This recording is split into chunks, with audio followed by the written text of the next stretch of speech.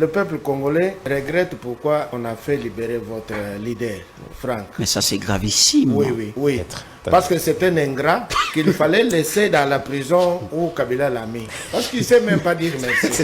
Vraiment. Parce que vous parlez de cette liberté. Là, vous descendez trop bas. Non, mais c'est ça. Ça veut dire que le bilan que vous cherchez de Félix Tshisekedi là, c'est de vous avoir permis de venir discuter. Je t'informe que moi je viens du Katanga. Quand on faisait des émissions comme ça, à la sortie, je pouvais dormir 3 semaines en dehors de ma maison. Mais vous êtes battu pour ça, pour la démocratie. Ah voilà, ça fait partie du bilan. Aujourd'hui, vous êtes tranquille.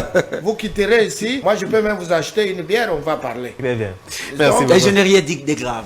Non, moi je ne dis pas Ceux que qui vous ont avez dit de grave.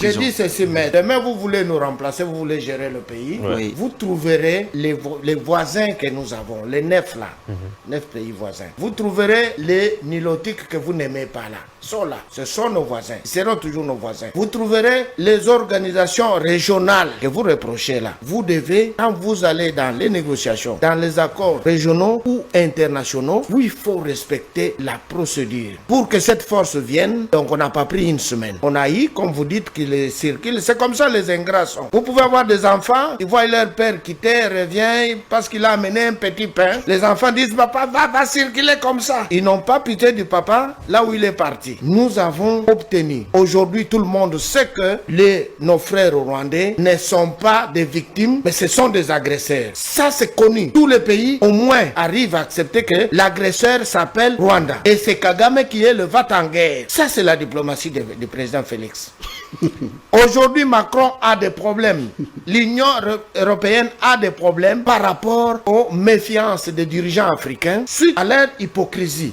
Au moins, tout le monde sait qu'ils sont hypocrites. Mais quand vous avez des partenaires hypocrites, vous n'allez pas, nous ne sommes pas l'église pour les convertir. Sinon, Ambongo aurait reçu, il a prêché depuis longtemps. Moi, je ne savais même pas que mon co-débatteur était du parti de Franck Diongo. Parce qu'on devait, aujourd'hui, on peut beau dire sur tout ce qui se passe, l'insécurité, c'est une affaire qui a été héritée quand même. Depuis 18 ans, il avait été difficile de pointer le Rwanda du doigt que c'était l'agresseur. On parlait justement de forces RCD, CNDP, tout ça. Il était difficile du point de vue officiel. On n'a jamais vu une voix officielle s'élever pour pointer du doigt que c'était le Rwanda. Et déjà, le fait qu'aujourd'hui, par la voix officielle, on pointe le Rwanda comme agresseur, c'est déjà quelque chose qu'on peut mettre sur l'actif et la diplomatie de Félix Tshisekedi. Depuis de deux, lorsque nous avons une opposition qui est plus dans des condamnations, nous sommes en temps de guerre et que la partie Est aujourd'hui est dirigée par, il y a un état de siège, c'est une circonstance exceptionnelle comme on l'appelle. On est en état de guerre aujourd'hui, c'est pourquoi vous voyez que c'est l'armée qui est en train de gérer l'administration provinciale. Qu'est-ce que l'opposition fait? On aurait pu voir une opposition qui s'est réunie en conclave pour prendre des mesures. Ils disent, voilà, vous avez échoué, nous vous proposons un cahier de charges, faites ça. Non, on a tout simplement les gens qui disent, voilà, il y a eu la guerre, on tue les frères en route. Et nous en tant qu'analystes éclairés, nous ne pouvons pas acclamer cette sorte d'opposition. Vous avez parlé de mon autorité. Il faut avoir beaucoup d'estime à ce monsieur qui a préféré laisser Félix Tshisekedi son frère pour retourner à l'opposition. Donc il faut avoir beaucoup d'estime et beaucoup de respect. Allez-y, maître. Chose que mon vieux d'en face n'a pas fait. Lui, est là, c'est un petit combattant que j'ai commandé dans les marches. Écoutez, il me connaît bien. Allez-y. Franck, avec le vieux Nicolas. Allez-y. Tout le monde connaît le combat de Franck, vous on ne connaît pas votre combat. Allez demander. On connaît le combat du Sphinx. Moi j'ai marché avec Franck, pas toi. Très bien, merci. Je voulais rencontrer mon frère, je vais revenir aussi ce que mon vieux d'en face a dit.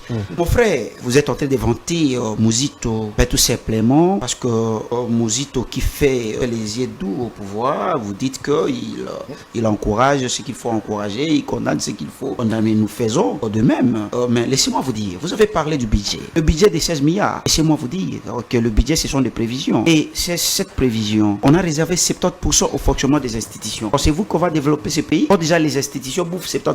Honte à vous, vous êtes jeune, vous devez condamner cet acte lorsqu'on consacre 70%. D'abord, vous dites que nous sommes en train de dénigrer notre armée. On n'est pas là en train de dénigrer notre armée. Nous sommes là en train de vous dire que vous avez négligé notre armée. Ce que vous devriez faire, c'est de mettre beaucoup de moyens pour restaurer. Écoutez, Qui vous a dit que les moyens manquent? laissez-moi le temps Vous de parler. travaillez avec l'armée? Écoutez, Merci, il merci, fallait président. mettre beaucoup de moyens. Vous nous parlez de la loi de la programmation militaire. Mais cette loi, jusqu'aujourd'hui, où est-ce que nous en êtes? Vous parlez de MIA, budget à l'armée. Mais aujourd'hui, dites-nous, qu'est-ce que vous faites avec ces prétendus MIA qui ne sont que de prévision? Aujourd'hui, nous sentons que l'armée est négligée.